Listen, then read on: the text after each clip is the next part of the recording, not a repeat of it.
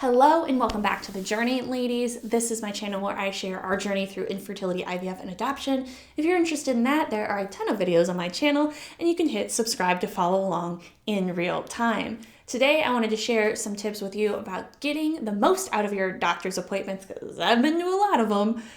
And while this is specifically related to my experience with infertility, I think these tips are good for anybody that is going to a frequent number of doctor's appointments. Let's jump in. The very first thing that I do before any doctor's appointment is establish a goal. What do I want to get out of this doctor's appointment? What would the good result be at the end of this doctor's appointment if everything went perfectly? That way you know going into it what you want out of it, and it really helps guide the rest of the steps. Next, if this is a new doctor or someone new in the practice, make sure that you have hard copies of any test results that are relevant to discuss with them and any procedures that you've done in the past.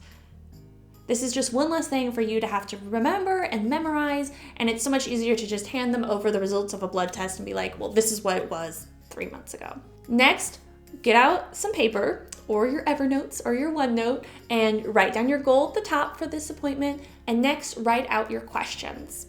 These questions can be anything from what does this lab test mean? What are we going to do going forward? Is there anything I can do at home to help?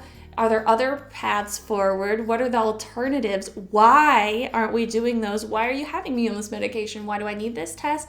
What about this study? And why? And why? And why? And why? Oh my gosh, please ask more why questions. Doctors are busy, and right now they are paid based on essentially how many patients they can see. So you need to be an advocate for yourself and make that appointment last as long as you need to, because they're probably going to exit that as soon as they feel like you're satisfied. So make sure that you're verbalizing if you're not. I ask a ton of why questions. When they say, well, we're going to do this, why? I want to do this test, why? You're going to get the best results with this course of action, why? Don't be afraid to learn more. It is your body and your condition, and the more you know, the better, because you're going to be the #1 repository for information about you, if that makes sense. And you want to add the doctor's information to your own knowledge base. You don't want to make them the #1 person with knowledge about you. It's never going to yield the best result. If you can, again, add to your own repository of knowledge and seek out Facebook groups or online forums with people that have similar conditions or have gone through similar things. Ask for success stories. Everyone's very keen to offer up their horror stories, but if you specifically call out for success stories, you might start seeing a pattern with people's treatment with similar age, race, condition, and past medical history as you. Now, once you're at the actual appointment and you're armed with your test results and your notes and your questions, then you need to listen during the appointment. Don't be afraid to take notes or to record the appointment with an app such as a Bridge to help you remember. Sometimes you go into an appointment and you walk out and you're like, it's just a blank. It's just a blur, and I know I asked questions and I know they answered me and it's all just a blur.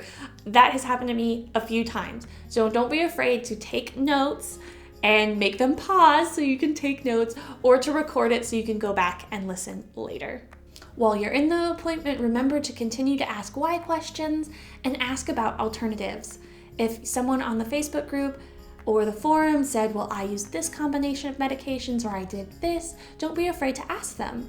Now, if you are citing specific studies, it's really helpful to bring like the abstract of that study with you to talk to them about it. A lot of times if you show it to them, they'll recognize it if they're a good doctor in their field, or they will be willing to take that back and go do more research and get back to you with a follow-up message or phone call. I had one doctor who found me adorable, first of all, because I had a binder with all of these studies and all of this, and he walked me through every single one. And he's like, that's why that was a bad study. That's why this is a good one. This is the most recent. That one's unreliable. And oh my gosh, it was so nice to have someone who is an expert in that field walk me through all of that research to know what I actually needed to care about. And it also solidified my confidence in them. Remember, doctors are providing a service. If you don't like the service you're getting, get a new doctor.